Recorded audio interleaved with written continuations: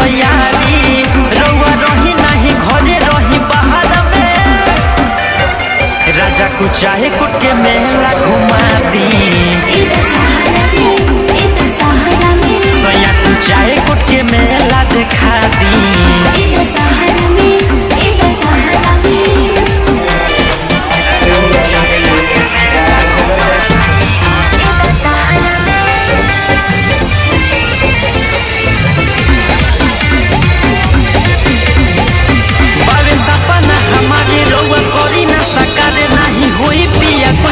के कमी जी नहीं होई परेशानी कृपा करिए महारानी माई के कृपा से बन जाइबे मम्मी जी